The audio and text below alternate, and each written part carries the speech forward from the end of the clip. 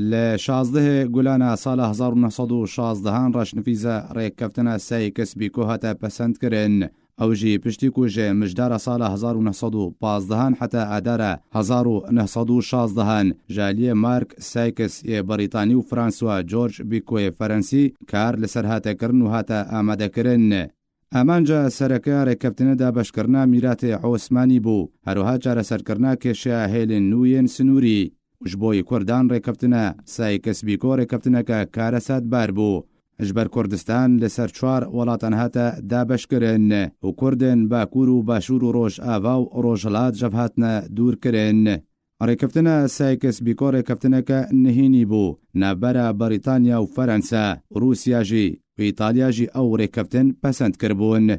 ریکفتنا سایکس بیکو ولایتن بند صلاة بریا خلافت عثمانی دا بشکرن بسروان ولاتان دا کود جنگ جهانیا یکی دا بسرکتن کو بریتانیا و فرانسا بون روسیا جی بسدم رولاوی دا سرکفتن دا ریکفتن پسند کر.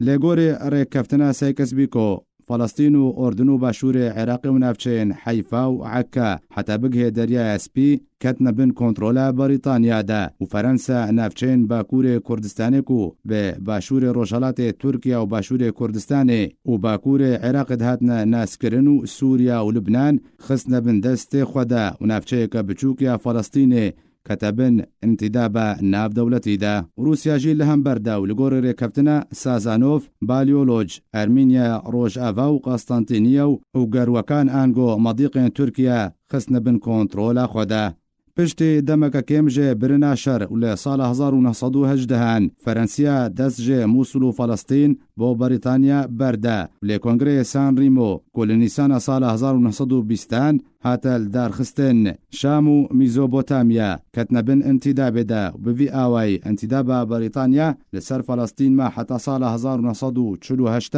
لعراق جی بهمان شوا وانتداب فرنسا لسر سوريا حتى سال 1946 ما. ریکفتنا سایکس بیکو آنگو ریکفتنا بریتانی و فرانسی کردستان وکا جغرافیای که سیاسی بسر ولاتین ترکیه و عراق و سوریا و ایران دا بشکر. لگوری نقشه دا بشکرنه نافچین باکور کردستان و بشک مزنج ولایت موصل بر فرانسا کتن بنافچه بی هاتا ناسکرن و نافچین بدلی سوان کتن بندست روسیا ده.